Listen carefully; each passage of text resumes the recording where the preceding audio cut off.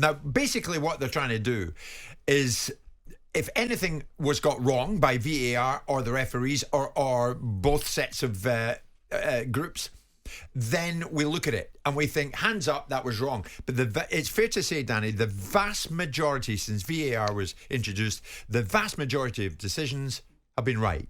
Correct? We go on that premise, yeah? Yep. Okay. So let's look at the one one of a few, but this specific one they got wrong. And they focused on key decisions. Manchester United Wolves in the dying moments of the game. United's new goalkeeper, Onana, comes for a cross, misses the ball and collides with two Wolves players. So, should it have been a penalty? Should it not? The bottom line is this. This is what went on in the night in conversational terms between the referee, Simon Hooper, and the two other main voices. Michael Salisbury on VAR and his assistant on VAR, Richard West. This is what they made of it. Possible foul there. Just need to view that. Collisions, we don't give those. So Onana goes to challenge for the ball. Goal kick. It's not. Just go away. delay. Checking possible penalty. Yeah, no worries, mate. Yeah. So I want to view this because I think Onana collides into it. He's tried to burn into the ball, but he's late. Do you want to treat me or not? Blocks in. Will you look at this for me, Westy, please, to see what I'm seeing? So the goalkeeper goes to challenge for the ball, and he makes an aerial contact with the Wolves player. It's late and it's clumsy, in my opinion. Dawson wins the header, Caution, Gary O'Neill. Yeah. but it's late. It's very late in the aerial challenge. I think because the Wolves player doesn't head the ball. Yeah, because Dawson heads it. Dawson clearly wins the head. Yeah, and then therefore it's a normal collision as they both challenge the ball from the other two. Yeah. Stay there because if he goes in, Check complete. Check complete. Check complete. Check complete. Yeah. But they got it wrong. So, Simon Hooper, the referee we heard, we don't give these. In your mind, Danny, did he then influence the minds of the VAR boys? Yeah, I think so. I think the beginning of the clip, you clearly hear the referee say, it's a collision, we don't give these. Now, he shouldn't really be saying that in the heat of the moment because it's happening 100 miles an hour. But what he's done is planted a seed in the VAR's head, who then goes on basically talk himself out of it, probably because he doesn't want to go against, really. He's not got the courage of his conviction to go against the ref's decision in the last minute at Old Trafford.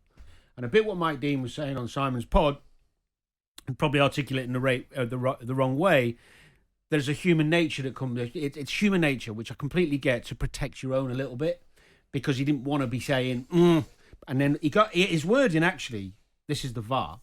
It's clumsy. It's late. Again, he repeats it. It's clumsy. It's late. It's very late. Somewhere from those words to the end of it, he's bottled it. Yeah.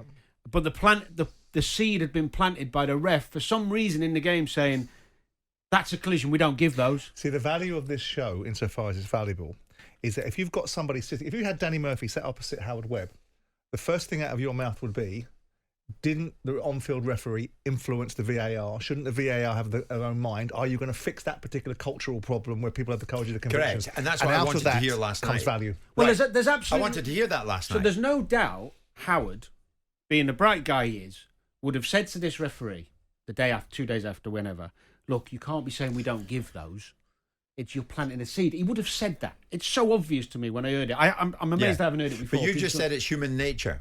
Well, So I think there's a degree. So of that's human impossible to fix, isn't it? Well, it's not impossible. What it isn't is incompetence.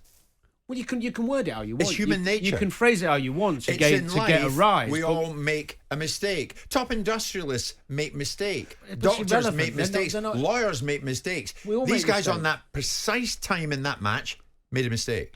But it's not incompetence. Well, it depends. Is not having the courage of your conviction, not being able to do your job properly, incompetence? You can get the wording up.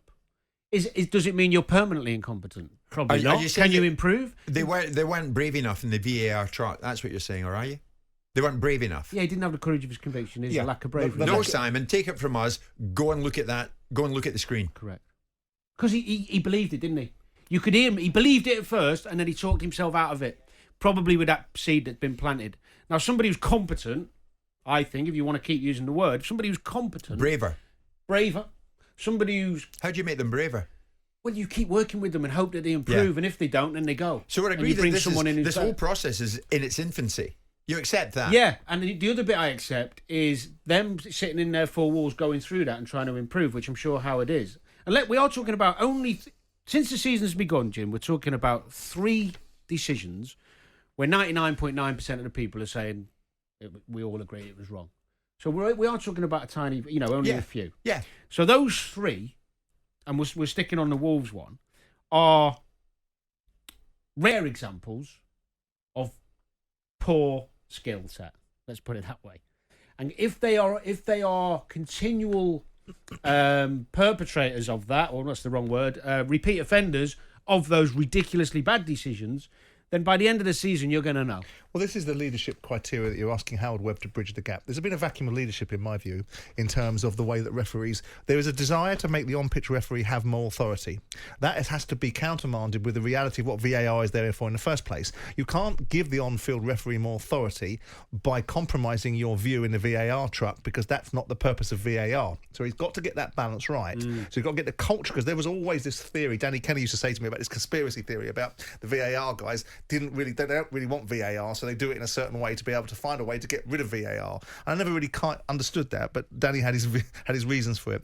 I think if you're looking now at what Howard is doing, he's building incremental blocks in changing the culture of referees so that they become more courageous, more focused on their decision-making process, owning them, and a whole different outlook of perhaps, I don't want to say leadership, because people don't want to see referees being leaders. They want to see them almost being invisible and seamless to the game. But there is a need for an ultimate authority on the pitch. There is a need to change. And these things like dealing with the time wasting, dealing with the dissent, and ensuring those things, that these are all good things. I heard Alan Brazil scoff at the number of minutes being played now at the moment. It's not as bad Something as had to it's change already improved. because the time wasters had to be pinpointed and caught out. But Jim, he's wrong, because it's already improved. Of course. Not every game is 100 minutes. Of course. Because players are behaving better. The Arsenal-Man United one was quite exceptional that weekend. But by having these sort of situations, what you're doing is, for want of a better expression, you're giving the referees their head. You're giving them their confidence. You're building up their strengths. You're showing them what leadership and authority looks like, and changing the characteristics of them. So you're changing their outlook. That's what the culture of something is. The more you expose people. If you walk into a room with enthusiastic people, and the whole room is full of... and you walk out negative, you have to have a special gift. Most of the time, you'll walk out enthusiastic. If you walk into a room of people that are strong, definite in their views, prepared to own them, stand them up and defend them, and go after the decision-making process with vigour, vim, and most of the time accuracy, you're going to have a culture where these referees are going to be a completely different animal than ones we've seen over the last 3 or 4 years. And that's the task that Howard Webb has. And he puts himself front and centre of it, Danny. He does. And where let me make myself clear on it. When I'm talking about not hearing explanations, I think there's a benefit in hearing explanations when it's... So, for example, you've got the Havertz penalty and then Rashford's one last week. And a lot of people saying, well, they were similar. They should both not be penalties. And some people say they are. You're not going to get 100% on those ones, because people have different opinion on whose leg it's to and blah, blah, blah. Nothing wrong with hearing that, because actually there's no definitive right answer, even though you might think so and I might. But the other ones, my point at the beginning of the show, and just to reiterate it before people start jumping on, is that the 3 bad decisions are that bad and that obvious. We don't need to hear how they got there, because all you're doing is shining a light on the ridiculousness of the decision. So would you prefer them to analyse the marginal decisions then? Yeah. So we get an understanding of what they're looking at. I mean, there's a degree of accuracy in what Steve in Wolverhampton's saying. I'm a referee, guys. After listening to what goes on in the VAR truck, it's a case of maybe too many cooks. Yeah, I think that's a good point. Because we didn't actually mention, because you've got the VAR, assistant VAR, because what you also heard him say in that clip is, Westy, can you have a look at this for me? Which Westy being the assistant VAR. Yeah. Right. So you're hearing 3 voices on that clip. The ref. Yeah. The VAR and the assistant VAR. And we're expecting the referee in the middle of Old Trafford in the last minute to gain his composure while he's got these 2 voices going on in his head and help him out. That's what he should have. That's the price of the ticket. That's what he's got to do. Yeah. And it didn't happen that way. Yeah. And they didn't help him. But that was one moment when it didn't happen that way. The vast majority of other moments, pass without incident. They're the correct decisions, and on we go with the match. And that's why this whole damn thing's been introduced, Danny. But I think... And Webb's front and centre, appearing on his own show last night, Match Officials Mic'd Up show, and is not hiding. He's fronting up and he's saying, this is what we're trying to achieve. There'll be blocks on the road along the way. There'll be obstacles along the way. There's a lot of noise around it, but we're damn well trying to get there. And I think a lot of people, even in where I work and the people I'm around, are more accepting of what they're trying to do now because of the way Howard. But I want Howard Webb on with the most vociferous dissenting voices. I don't want him on with Michael Owen. Lots of time for Michael Owen, lovely. I want him on with the people that have got lots to say for themselves and put them in a position where they can say what they've got to say to Howard Webb and then find themselves in a situation where they start to get discredited. Yeah. They won't put themselves in that position because they won't like to hear the alternate side of the argument, because at this moment in time, what they've got is a one-way transaction. They get to put out their particular view. They sit in a little echo chamber with Ian Wright and Alan Shearer all nodding and gurning at one another, and no one debates it or debate how wrong it is. Whereas if you get someone like those guys, Lineker, but you only have a certain amount of time. You only have a certain amount of time to talk about decisions when you're doing TV. You don't get the same you do on radio. I'm saying get the very loud voices that are very critical of these things to have these conversations with people like Howard Webb. Shearer speaks to Howard Webb. They know each other. Don't make it a soft landing for Howard Webb. No, Howard Webb have to work. Hold him to account. But you'd still end up at the same place. All right. Possibly. Well, let's. And the same place. Let me finish. The same place is this. The same place is Howard's doing a good job with good intention, trying to make things better, and things are improving and will if they stick to this regime. We know that. Yeah, but ultimately, he can't referee every game and he can't make all the decisions. He's got some people in the team who it looks like aren't good enough. Well, we're going to put it out there as we're late with the 10:30 bulletin, but that was always going to be the case. Are you out there becoming more accepting of mistakes? Now you can hear how officials got to the point they got to. Maybe you want to give us a call on that. 03717 223344 81089. Jim White and Simon Jordan.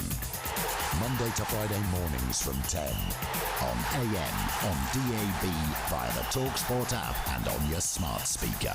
talkSPORT.